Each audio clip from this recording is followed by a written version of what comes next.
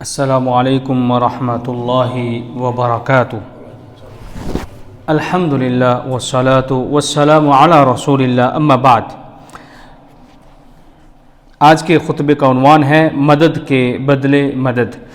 تمام تعریفیں اللہ کے لیے ہیں۔ میں گواہی دیتا ہوں کہ اللہ کے سوا کوئی معبود برحق نہیں، وہ یکتا ہے، اکیلا ہے، اس کا کوئی بھی شریک نہیں۔ اور میں یہ بھی گواہی دیتا ہوں کہ ہمارے نبی جناب محمد رسول اللہ صلی اللہ علیہ وسلم اللہ تعالیٰ کے بندے اور اس کے آخری رسول ہیں۔ اللہ تعالیٰ آپ پر، آپ کی آل پر اور تمام صحابہ کرام پر ڈھیروں درود و سلامتی نازل فرمائے۔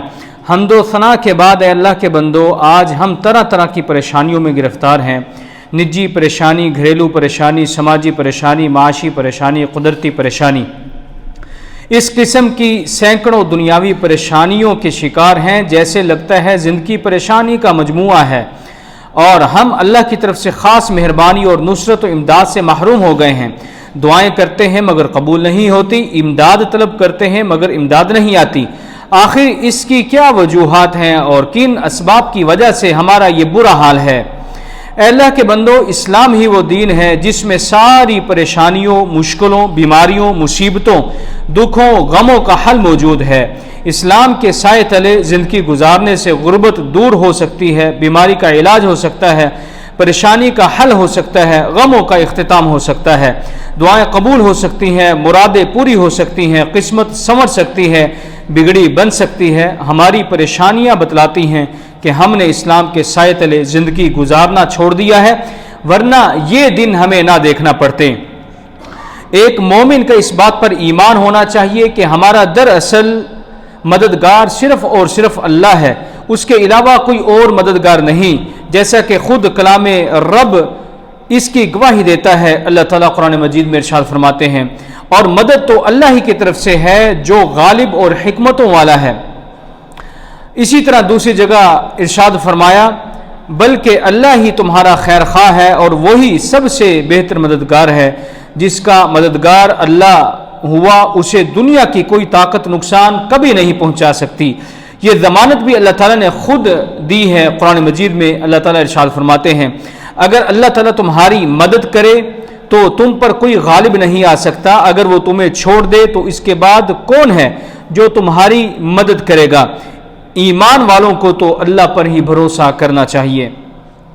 اللہ کے بندو، ایک مومن کو یہ عقیدہ بھی اچھی طرح سمجھ لینا چاہیے کہ جو لوگ غیر اللہ کو مدد کے لیے پکارتے ہیں، ایسے لوگ شرک و کفر میں مبتلا ہیں۔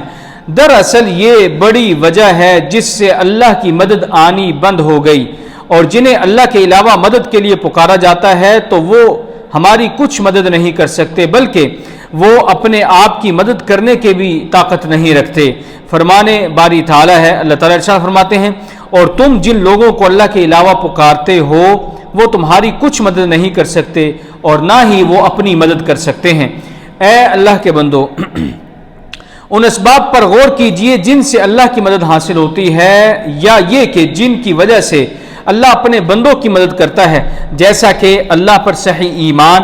جو لوگ اللہ پر صحیح معنوں میں ایمان لاتے ہیں اور اس کے ساتھ کسی کو شریک نہیں ٹھہراتے، وہ اس کی طرف سے مدد کے مستحق بن جاتے ہیں، یعنی اللہ ایسے لوگوں کا مددگار بن جاتا ہے، اور ایسے ایمانداروں کی مدد کرنا اللہ اپنے ذمے لے لیتا ہے۔ اللہ تعالیٰ ارشاد فرماتے ہیں قرآن مجید میں، وَكَانَ حَقًّا عَلَيْنَا نَصْرُ الْمُؤْمِنِينَ، اور ہم پر مومنوں کی مدد کرنا لازم ہے۔ اللہ کا ایک اور جگہ پر ارشاد ہے، آپ نے فرمایا، بے شک اللہ تعالیٰ سچے مومن کی دشمنوں کے مقابلے میں مدافعت کرتا ہے۔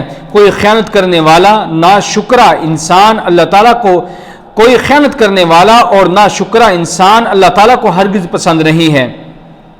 ایک اور مقام پہ اللہ تعالیٰ مزید ارشاد فرماتے ہیں، یقیناً ہم اپنے رسولوں کی اور ایمان والوں کی مدد و نیاز زندگی میں بھی کریں گے اور اس دن بھی جب گواہی دینے والے کھڑے ہوں گے، یعنی قیامت والے دن۔ اے اللہ کے بندو، اسی طرح عمل میں اخلاص بھی ضروری ہے۔ ہماری جد و جہد اور عمل میں اخلاص و للہیت ہو تو نصرت الہی کا حصول ہوگا۔ فرمان نبوی ہے، آپ صلی اللہ علیہ وسلم نے ارشاد فرمایا، بے شک اللہ اس امت کی مدد کرتا ہے کمزور لوگوں کی وجہ سے، ان کی دعاؤں، ان کی عبادت اور ان کے اخلاص کی وجہ سے۔ اس حدیث میں نصرت الہی کے 3 اسباب بیان کیے گئے ہیں: دعا، نماز اور اخلاص۔ ہمارے عملوں میں اخلاص کا فقدان ہے جو اللہ کی ناراضگی اور اس کی نصرت سے محرومی کا سبب بنا ہوا ہے۔ شہرت، ریاکاری، دنیا طلبی نے ہمارے عملوں کو اکارت کر دیا ہے اور ساتھ ساتھ نصرت الہی سے بھی ہمیں محروم کر دیا ہے۔ اسی طرح دعا مومن کا ہتھیار ہے جو ہمیشہ اپنے ساتھ رکھتا ہے، سفر میں ہو یا حضر میں، حالت جنگ میں ہو یا حالت امن میں، مصائب و مشکلات میں ہو یا خوشحالی میں، ہر موقع پر مومن دعا کے ذریعے رب کی رضامندی اور اس سے مدد طلب کرتا ہے۔ اس کے برعکس مسلمانوں کا ایک طبقہ غیر اللہ سے امداد طلب کرتا ہے جو سراسر عظیم گناہ ہے۔ اس حال میں مرنا موجب جہنم ہے۔ آج مسلمانوں کے ہاں ایک مخصوص طبقہ ہے جس نے مشرکوں کی طرح غیر اللہ کو پکار لگا کر دنیا سے امن و اماد اور نصرت الہی کو روک رکھا ہے۔ ایسے گمراہ لوگوں کی اصلاح قلیل سچے مومن کے سر پر ہی ہے۔ اے اللہ کے بندو، رب کی خالص عبادت مومن کی زندگی اور مقصد حیات ہے۔ اس دعوت کو لے کر تمام انبیاء آئے۔ نماز مومن سے کسی بھی حال میں معاف نہیں۔ میدان جنگ میں جہاں ایک لمحہ دوسری جانب التفات کا موقع نہیں، نماز کے وقت میں نماز قائم کرنا ہے، یعنی وقت نماز کو بھی مؤخر نہیں کر سکتے، اور کیوں کر معاف ہو، یہ تو مقصد حیات ہی ہے۔ نبی کریم صلی اللہ علیہ وسلم فرائض کے ساتھ سنن کی ادائیگی اس قدر کرتے کہ پاؤں میں ورم آ جاتا۔ آپ صلی اللہ علیہ وسلم ہر پریشان کن معاملے میں نماز کا ہی سہارا لیتے تھے۔ اس لیے ہم دیکھتے ہیں کہ مصائب کے مواقع پر نماز کا حکم ہے، بارش کی نماز، سورج اور چاند گرہن کی نماز وغیرہ۔ لہذا ہم نماز کے ذریعے رب سے استغاثہ کریں، کیونکہ اللہ تعالیٰ نے قرآن مجید میں ارشاد فرمایا ہے، اور صبر نماز کے ساتھ مدد طلب کرو، یہ چیز شاق ہے، یعنی مشکل ہے مگر ڈرنے والوں پر۔ اسی طرح مصائب پر صبر کرنے سے بھی اللہ کی مدد آتی ہے۔ جزا و فضا کرنا نصرت الہی کے منافی ہے۔ جو مومن صبر کے ساتھ رب ہی کو پکارتا ہے اور اسی سے امداد طلب کرتا ہے، اسے اللہ تعالیٰ ہر بلا سے نجات دیتا ہے، بلکہ ایسے لوگوں کے ساتھ اللہ ہمیشہ لگا رہتا ہے۔ یا ایھا الذین آمنوا استعینوا بالصبر والصلاۃ ان اللہ مع الصابرین۔ بلا شبہ اے ایمان والو، صبر اور نماز کے ذریعے مدد چاہو، اللہ تعالیٰ صبر کرنے والوں کے ساتھ ہمیشہ ساتھ ہوتا ہے۔ اللہ تعالیٰ صبر کرنے والوں کے ساتھ ہمیشہ ہوتا ہے۔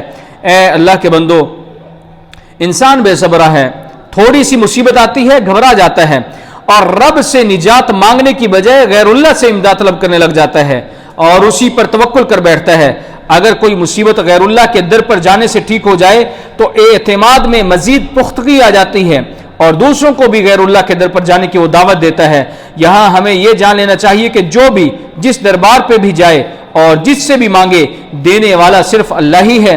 مسلمان کو صرف اللہ پر ہی بھروسہ کرنا چاہیے، یہ عبادت کے قبیل میں سے ہے اور توکل نصرت الہی کا سبب ہے۔ اللہ تعالیٰ قرآن مجید میں ارشاد فرماتے ہیں، اگر اللہ تعالیٰ تمہاری مدد کرے تو تم پر کوئی غالب نہیں آ سکتا۔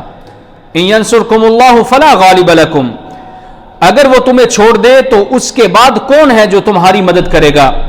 ایمان والوں کو اللہ تعالیٰ پر ہی بھروسہ رکھنا چاہیے۔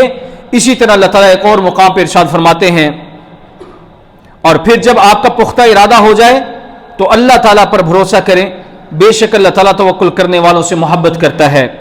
اے اللہ کے بندو، یہ چند مثبت عوامل ہیں جن سے انفرادی اور اجتماعی دونوں طرح کی زندگی میں اللہ تعالیٰ کی نصرت و تائید حاصل ہوتی ہے۔ نیز منفی عوامل سے گریز کرنا پڑے گا، کیونکہ اللہ کا وعدہ ہے وہ ضرور ہماری مدد کرے گا۔ یا ایھا الذین آمنوا ان تنصروا اللہ ینصرکم ویثبت اقدامکم، اے ایمان والو، اگر تم اللہ کے دین کی مدد کرو گے تو وہ تمہاری بھی مدد کرے گا اور تمہیں تمہارے قدموں پر ثابت قدم رکھے گا۔ اسی طرح اجتماعی زندگی میں فتح و نصرت کے لیے مذکورہ اسباب کے علاوہ مزید چند کام کرنے کی بھی ضرورت ہے۔ ان میں سے ایک یہ ہے کہ تمام مسلمانوں میں اتحاد، افتراق سے دوری، دوسرا باہمی مشاورت، تیسرا مادی وسائل کی فراہمی، مجرب لشکر، جدید اسلحے، کارگرد دفاعی قوت، چوتھا عملی اقدام یعنی جمود کا سد باب۔ الہی قدم قدم پر تیری نصرت و تائید کی ہمیں ضرورت ہے، تو ہمیں اپنی نصرت سے نواز دے۔ مسلم قوم ظالموں کے نرخے میں ہیں، غیبی مدد کے ذریعے ان کی تو حفاظت فرما۔ اللہ مجھے اور آپ سب کو کتاب و سنت کی برکتوں سے کتاب و سنت کی برکتوں سے فائدہ حاصل کرنے کی توفیق عطا فرمائے، اور قرآنی آیات، نصیحت اور حکمتوں کے ذریعے اللہ تعالی ہمیں نفع پہنچائے۔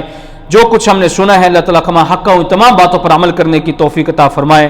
سبحان ربک رب العزت عما یصفون وسلام علی المرسلین والحمد للہ رب العالمین۔